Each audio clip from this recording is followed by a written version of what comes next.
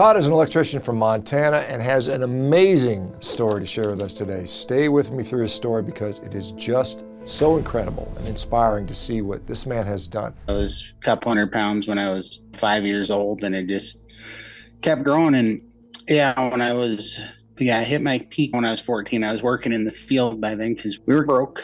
I was 600 pounds by the time I was 14. I was just always fighting weight. I was huge. Wow.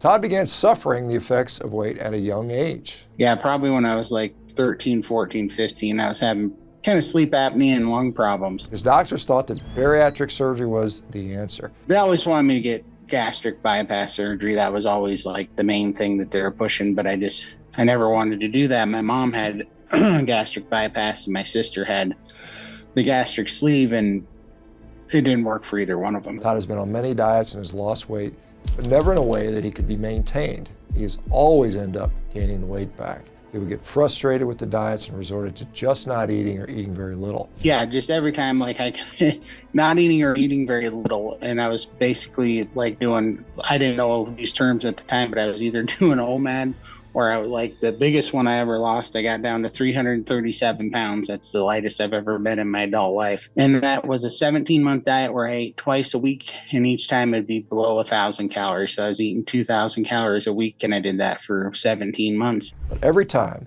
he would eventually have to start eating again, and the weight would come back. This especially happened when he followed the nutritionist's advice. I just started eating again. So first it started, I remember I was playing softball and doing a bunch of stuff back then. And first I tore my rotator cuff. I was getting real weak too. And I think, had I known about electrolytes back then, I think things would have been a lot different too. I think not taking any electrolytes for that 17 months, I think that's what was causing, because I started getting real dizzy. I started getting weak. I started getting headaches. I started getting just fatigue and stuff. And I was stressed out and irritable.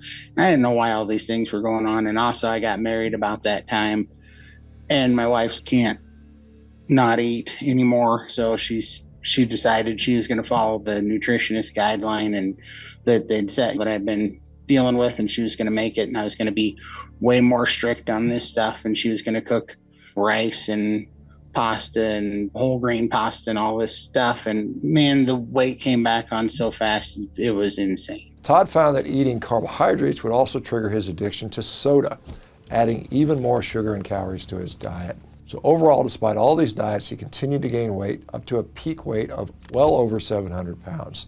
This took a toll on his health, as you can imagine, and Todd suffered even more. Todd tried keto diets with some limited success, but it wouldn't last, so he tried to try something more extreme. But I decided that, being that I kept failing this keto and I was getting sicker and sicker, which I'll go into, but I decided I was going to do a 40-day water fast. And so I started this 40-day water fast, and I made it to day 21, and I wasn't taking electrolytes, and I was drinking so much water that I guess I got way low on potassium, is what the doctor said. Okay. And they said that I gotten low enough on potassium that I didn't understand any of it, but he said that it lowered something in my blood plasma, which made my red blood cell count go down. He did accidentally put himself on a brief carnivore diet, and he would remember that later. I found keto being on a weightlifter's diet, and I thought I was cheating over a 4-day period, and I just ate ribeyes seared in butter for 4 days by accident. I thought I was falling off my low-fat diet, and I ended up going into ketosis, and I didn't know why I felt great for the first time forever, because I had been just crazy depressed and tired and full of anxiety and just sick as a dog. Just never had any energy, miserable every day, because I'd been on that weightlifter diet for 14 months, and it was absolutely brutal. Then he was exposed to some insulation at a job site and developed lung disease also. Things got even more stressful for Todd when his family situation was affected by stress and tragedy. This took a toll on Todd, and his health problems intensified. And I was pretty depressed, and everything was going on, and my health was declining. I was just in the ICU for 3 days because they had to put me on 12 liters of oxygen because I was having some sort of lung. They never would tell me what it was. They said basically you have reactive airway disease and you're having like an asthma attack and your lungs are closing off. And they'd have to give me nebulizers and put me on huge amounts of oxygen. The only reason why I was in the ICU is because the regular rooms didn't go up to 12 liters of oxygen. That's what it took to get me into the 90% oxygen saturation. After ending up in a hospital because of electrolyte imbalance, Todd would have another problem added to his list of challenges. He fought his infection at home, but ended up with yet another issue. Todd ended up back in the hospital because of the tremendous fluid retention he had experienced. He ended up on oxygen, which brought him some temporary relief.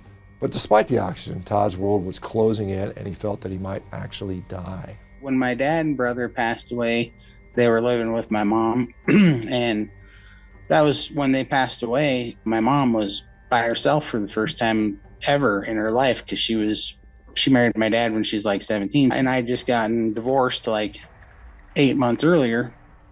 I was the one, so I moved in with her to help try to take care of her, which is funny. And then my health went even worse straight to heck. So mom was helping me a little bit, but she has Parkinson's, and she's got a brain tumor, and she's got spinal stenosis, and she's got a lot of her problems. So that wasn't really a thing. But my sister would come over every few days and help me out. And then we had a lady that we hired that would come in and help clean and grocery shop for us every 2 days, or twice a week is what she would do.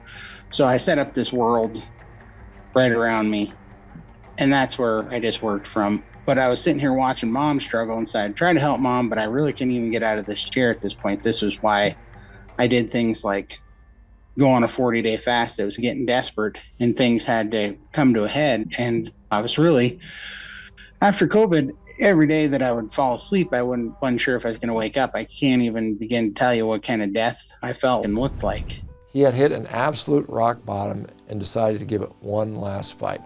Todd found the carnivore diet, an electrolyte remedy that helped his cravings. He had finally hit upon a turning point, felt like he could function. When I finally went to carnivore, the last thing I had problem with the carnivore, like I said, I was feeling better and things were going good, but I still had this terrible soda addiction. And so I was watching, in my keto days, I was watching Dr. Eric Berg on YouTube a lot. He talked about if you were addicted to soda, to take electrolytes, and then he had this kind of like recipe for a sparkling lemonade. So it was like lemon juice and sparkling mineral water, and then add electrolytes to it. I was drinking that. It was volcanic organic lemonade, bubbly, sparkling water, lime. And I did that for 5 weeks, and that was all I drank. I gotten off before I was drinking coffee and unsweetened tea. And whatever that was, when I had gotten fully into carnivore and even got rid of the black pepper, and I was literally, I didn't know this term at the time, but I was essentially doing BBB and E. And I was just, with the exception of just drinking that lemonade, I did that for 5 weeks. And whatever happened at the end of that 5 weeks was nothing short of a miracle, because that was when everything turned around and just all the cravings were gone. They were just completely gone. I didn't have any anxiety, I could think. And even though my situation hadn't changed all that much, I was still huge and still couldn't hardly move. It didn't bother me. I was way happier, way able to handle the stress, and had a way better outlook. My brain was just working better, and that's where it all started. Over months, Todd slowly regained function.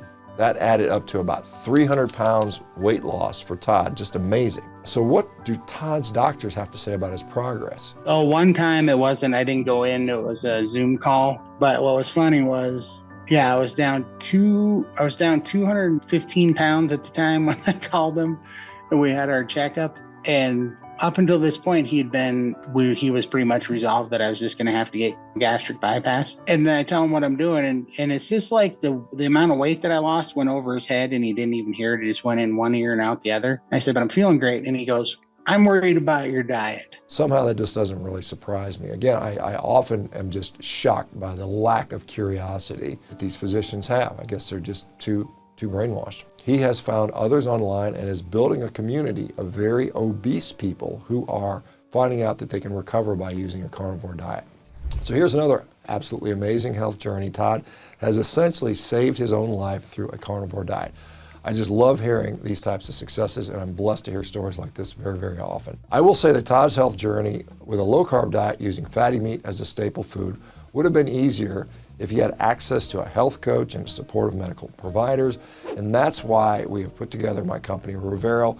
We provide trained health coaches and medical providers and all the structure needed to implement low-carb, diets, from glucose monitors to recipes and all the other things that go with that. Revero's nutrition therapy is designed to treat not only the cause of metabolic disease like obesity and type 2 diabetes, as well as inflammatory and autoimmune conditions. Check it out in the link below and get on our waiting list as we're starting very, very soon. Thank you guys.